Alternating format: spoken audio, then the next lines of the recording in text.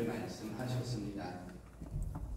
남을 죄짓게 하는 것에 관한 말씀, 용서에 관한 말씀, 이 믿음에 관한 말씀이 그 세 가지입니다. 먼저 남을 죄짓게 하는 것에 관한 말씀입니다. 남을 죄짓게 하는 일이 일어나지 않을 수는 없다 라고 시작하여 이어지는 예수님의 이 말씀이 무척이나 현실적입니다. 그리고 예수님께서는 이를 두고 불행과 연결해 놓으셨고, 그러한 일을 저지를 바에 연자매를 목에 걸고 바다에 내던져지는 편이 낫다고 하셨습니다. 이러한 예수님 말씀에서 알 수 있는 부분입니다만, 남을 죄짓게 하는 것의 종착점이 죽음이라는 겁니다. 복음을 전체적으로 살펴보면 예수님의 말씀 가운데 이 불행하여라, 불행하다 라는 불행과 연결된 말씀은 대부분 종착점이 죽음으로 이어지는 말씀입니다. 그래서 불행한 거지요. 남을 죄짓게 하는 자는 죄 짓는 자뿐만 아니라 죄 짓도록 이끈 자까지 죽음으로 향하고 있음입니다. 다음은 용서에 관한 말씀입니다. 너희는 스스로 조심하여라 라는 말씀으로 시작된 용서에 관한 말씀은 마음으로부터 우러나오는 무한한 용서로 이해됩니다. 7번 죄 짓더라도 회개합니다 하면 용서하여라 라고 하신 말씀이 마음으로부터 우러나오는 완전한 용서를 뜻하는 거지요. 한데 이 예수님 말씀을 두고 고개를 끄덕이며 가만히 말씀에 머물렀는데 문득 들었던 생각이 있었습니다. 그러니까 누군가 죄를 짓고 하면 꾸짖고 회개하면 용서하는 게 그런 상황이 하루에 7번이나 나에게 반복된다고 했을 때 그게 과연 제대로 된 회개와 용서가 맞나? 라는 겁니다.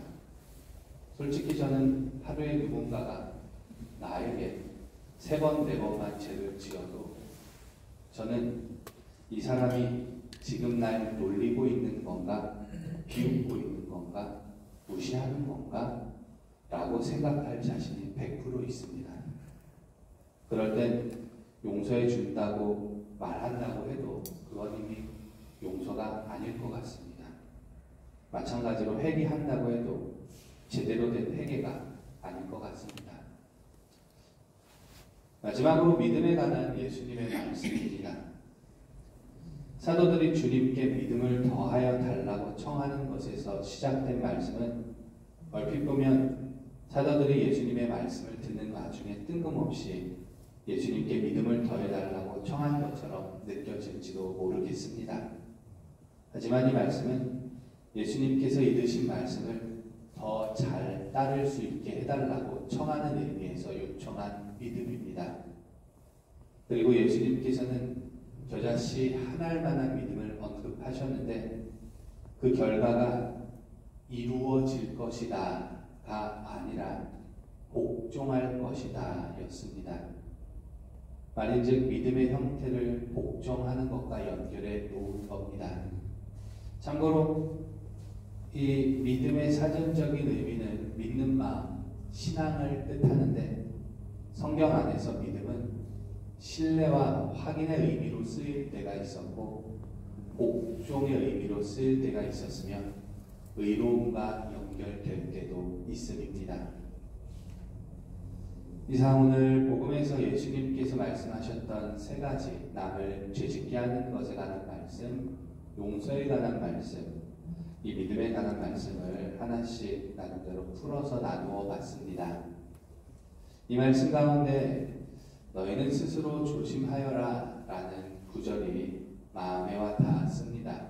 왠지 이 회개와 용서와 믿음에 관한 말씀을 이 너희는 스스로 조심하여라 라는 구절이 가로지르고 있는 것 됐습니다. 깨어있음을 수반한 이 말씀은 얕게 보면 마음을 깨끗이 하는 것, 조심할 수 있도록 식별하는 것과 연결되어 있고, 깊게 보면 행복으로 향하는 것, 생명을 얻어 누리는 것과 연결됨입니다.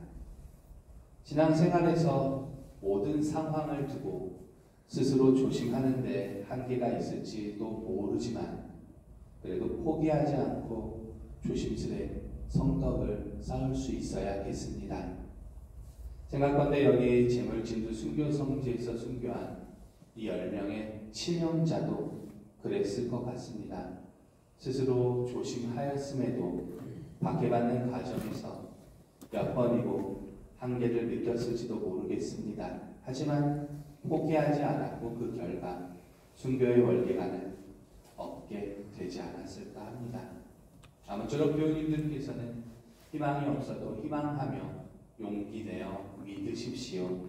부디 성령과 함께 걷는 신앙의 여정이 스스로 조심하는 가운데 생명으로 향하는 순례의 길을 예수 그리스도의 이름으로 청하며 기도드립니다.